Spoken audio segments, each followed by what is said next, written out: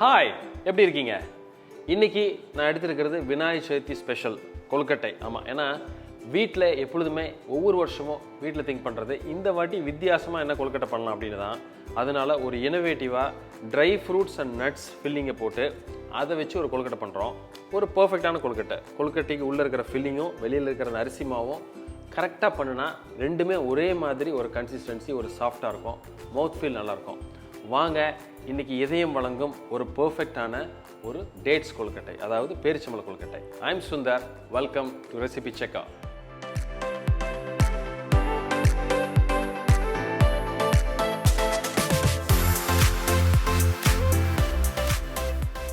நம்ம இந்த first cooking ப்ராசஸ்க்கு போகிறதுக்கு முன்னாடி இந்த தேவையான பொருட்கள் இந்த கொழுக்கட்டைக்கு என்னென்னு பார்த்துருவோம். ரொம்ப சிம்பிளான ஈஸியாக பண்ணுற கொழுக்கட்டை தான். வாங்க, அதுக்கு என்ன பொருள் தேவைன்னு பார்த்துட்டு ஸ்ட்ரைட்வே நம்ம குக்கிங்க்கு போயிடலாம்.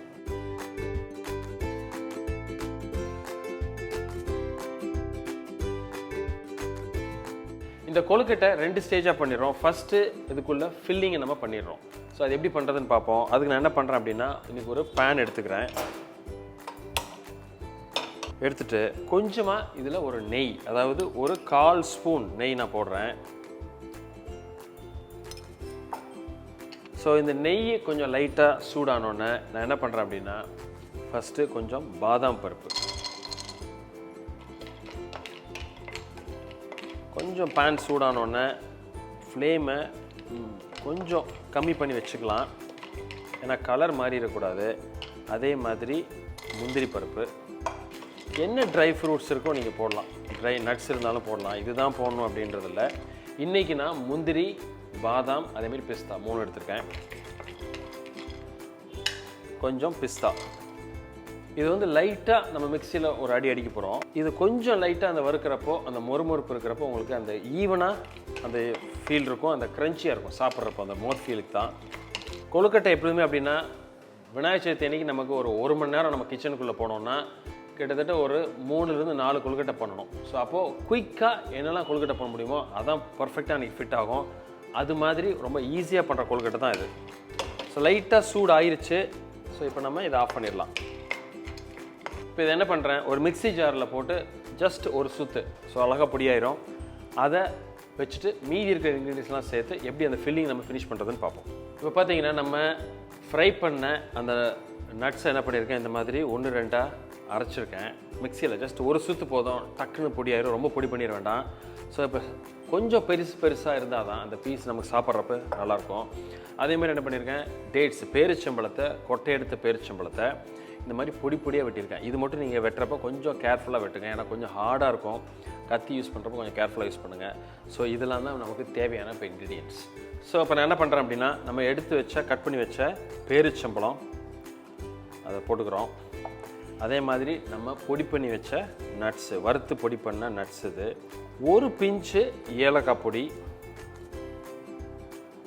அதே மாதிரி டெசிகேட்டட் கோகோனட். அது எப்படின்னா, டெசிகேட்டட் கோகோனட் ரெடிமேடாக கிடைக்கிது, அதை நான் போட்டுக்கிறேன். அப்படி உங்களுக்கு கிடைக்கல அப்படின்னா பரவாயில்ல, நீங்கள் தேங்காய் பூ திருகி லைட்டாக ட்ரை பேனில் ஒரு 30 செகண்ட்லேருந்து ஒரு 40 செகண்ட் அழகாக கொஞ்சம் வறுத்திங்கன்னா கொஞ்சம் அது ட்ரை ஆயிடும். ஏன்னா அந்த ட்ரை கோகோனட், அந்த டெசிகேட்டட் கோகோனட் போடுறப்ப தான் இதை நம்ம மிக்ஸ் பண்ணி இருக்கிறப்போ அந்த டேட்ஸோடு சேர்ந்து கரெக்டான ஒரு கன்சிஸ்டன்சி கிடைக்கும். அதே மாதிரி ஒரு நல்ல ஒரு மவுத் ஃபீலும் கிடைக்கும். ஸோ இப்போது ஒரு 1/2 ஸ்பூன் அளவுக்கு நெய் போட்டுக்கிறேன். இது ஒரு பைண்டிங் ஏஜென்ட், ஒரு ஃப்ளேவர் இதுக்கு தான். ஒரு பிஞ்சு சால்ட்டு, ஏன்னா அது வந்து ஒரு பேலன்ஸ் டேஸ்ட்டுக்காக. இதை மிக்ஸ் பண்ணி நல்ல ஒரு பூரணம் மாதிரி ஒரு கன்சிஸ்டன்சி நம்ம கொண்டு வந்துடுவோம். ரொம்ப சிம்பிளாக ஈஸியாக பண்ணிடலாம், ரொம்ப குயிக்காக பண்ணிடலாம். இன்னும் கொஞ்சம் நெய் சேர்த்துக்கிறேன்.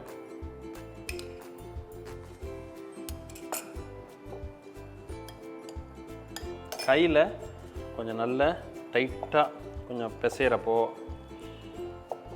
அது ஓரளவுக்கு என்ன ஆகும் அப்படின்னா, கொஞ்சம் இது வந்து ரொம்ப உதிரியாக இருக்கக்கூடாது, ஓரளவு ஒன்று சேர்ந்த மாதிரி இருக்கணும்.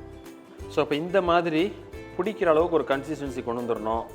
வேணும்னா உங்களுக்கு உங்கள் கையில் இருக்க சில சமயம் டேட்ஸ் வந்து ஈரமாக இருக்கும், சில சமயம் கொஞ்சம் காஞ்சிருக்கும்.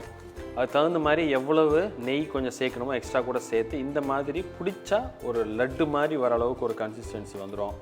இது இப்போ இந்த பூரணம், இந்த ஃபில்லிங் ரெடி. இப்போ அடுத்து நம்ம அந்த மாவு எப்படி நம்ம குக் பண்ணி ரெடி பண்ணி அதை இதில் வச்சு இதை கொழுக்கட்டை அழகாக ஃபினிஷ் பண்ணுறதுன்னு பார்த்துருவோம். ஸோ இப்போது இந்த ஃபில்லிங் நமக்கு ரெடி ஆயிடுச்சு. நான் என்ன பண்ணுறேன், ஒரு சாஸ் பேன் மாதிரி எடுத்து வச்சுட்டு இப்போ நம்ம அந்த கொழுக்கட்டைக்குள்ளே மாவு தயார் பண்ணிடுவோம். ஸோ அதுக்கு ஒரு பவுல் எடுத்து வச்சுக்குவோம். அரிசி மாவு, பச்சரிசி மாவு தான் இன்றைக்கி நம்ம கொழுக்கட்டை எப்பொழுதுமே யூஸ் பண்ணுவோம். 2 விதமாக பண்ணலாம். நல்ல குவாலிட்டி பச்சரிசி மாவு இருந்தால் நான் கடையில் வாங்கிக்கோங்க.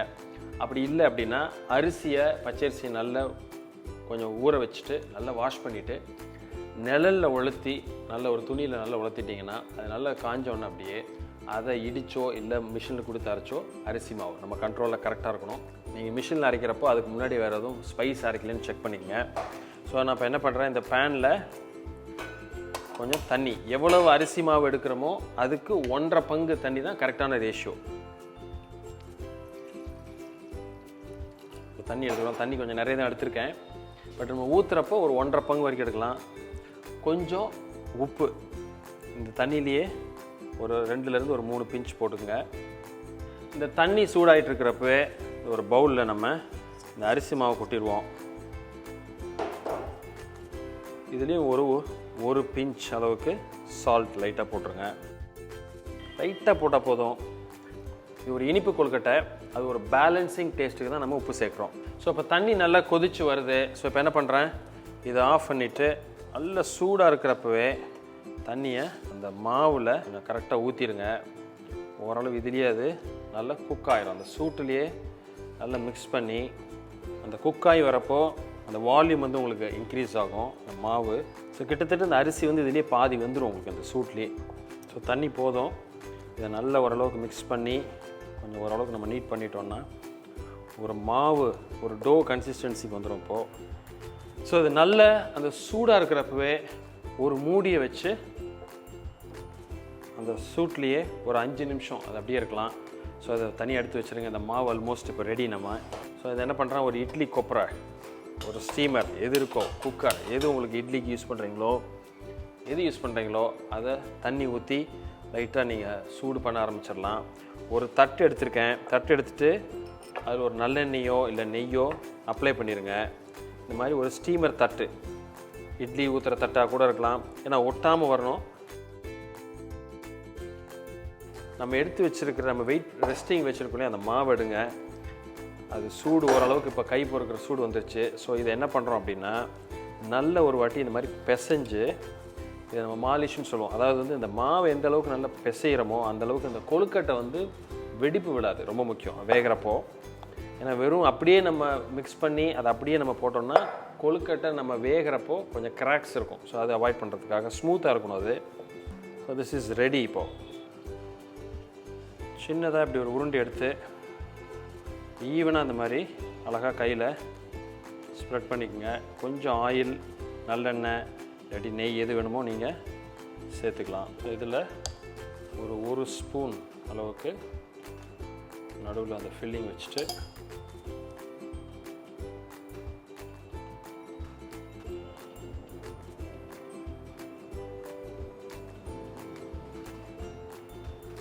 இந்த எட்ஜஸை அழகாக அப்படி மூடிடும். எட்ஜஸ் வந்து ரொம்ப ரொம்ப ப்ரெஸ் பண்ண வேண்டாம், லைட்டாக ஒட்டுனா போதும். இல்லாட்டி சில சமயம் என்னன்னா அந்த எட்ஜஸில் மட்டும் மாவு நிறைய இருக்கும், அந்த மவுத் ஃபீல் வந்து அவ்வளோ நல்லா இருக்காது.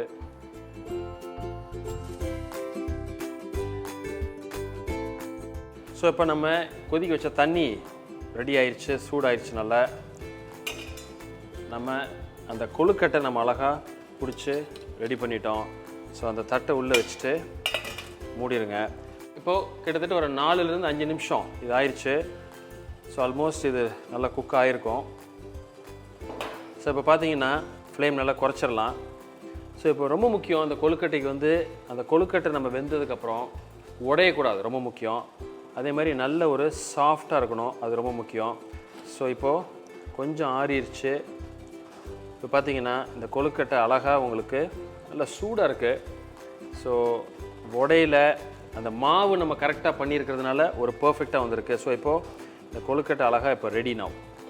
இது நமக்கு அழகாக ரெடி ஆயிடுச்சு. இப்போது இந்த கொழுக்கட்டை பார்த்திங்கன்னா நமக்கு உடையில் கிராக் ஆகலை, ரொம்ப முக்கியம். ஏன்னா எப்போதுமே இந்த கொழுக்கட்டையில் வந்து ஜென்ரலாக எல்லோரும் கம்ப்ளைண்ட் பண்ணுறது வந்து கிராக் ஆயிடுச்சு அப்படிம்பாங்க, அதாவது விரிசல் விட்டுருச்சுமாங்க. அது நம்ம பர்ஃபெக்டாக வந்துருச்சு. இதை இப்போ நம்ம அழகாக சர்வ் பண்ணி நம்ம ஒரு கார்னிஷ் நம்ம ஒரு பிளேட்டில் அழகாக நம்ம அரேஞ்ச் பண்ணி நம்ம சர்வ் பண்ணிடலாம். ஸோ இது ரொம்ப சிம்பிளான ஒரு வித்தியாசமான கொழுக்கட்டை. ஏன்னா எப்பொழுதுமே வந்து தேங்காய் பூரணம், பருப்பு பூரணம், அது ஏற்கனவே நம்ம சேனல் ஆல்ரெடி நம்ம போட்டிருக்கோம், விநாயகர் சதுர்த்தி ஸ்பெஷல்னு சொல்லிட்டு. அந்த கொழுக்கட்டை அதோட லிங்க் வந்து நான் கொடுத்துருக்கேன். இந்த மாதிரி வித்தியாசமாக நீங்கள் ஒரு கொழுக்கட்டை ட்ரை பண்ணுன்றப்போ இந்த மாதிரி இது ஒரு அருமையான ஒரு ஆப்ஷன். அதாவது எல்லாருக்கும் பிடிச்சது, குழந்தைங்களுக்கு ரொம்ப பிடிச்சது, நல்ல ஹெல்த்தியானது, வித்தியாசமான கொழுக்கட்டை. ஸோ வீடியோ பார்த்து என்ஜாய் பண்ணியிருப்பீங்கன்னு நினைக்கிறேன். பிடிச்சிருந்துன்னா எங்களுக்கு ஒரு தம்ஸ் அப் கொடுங்க, ஃப்ரெண்ட்ஸோட ஷேர் பண்ணுங்கள். அதே மாதிரி ஃபஸ்ட் டைம் சேனலுக்கு வந்திருந்தீங்கன்னா சப்ஸ்கிரைப் பண்ணிவிட்டு அந்த பெல் ஐக்கானை கிளிக் பண்ணிடுங்க. இதே மாதிரி அடுத்த ஒரு ஸ்பெஷல், ஒரு விநாயகர் சதுர்த்தி ஸ்பெஷல் இன்னொரு கொழுக்கட்டை வீடியோவில் மீட் பண்ணுறேன். அது வரைக்கும் ஹாப்பி குக்கிங்.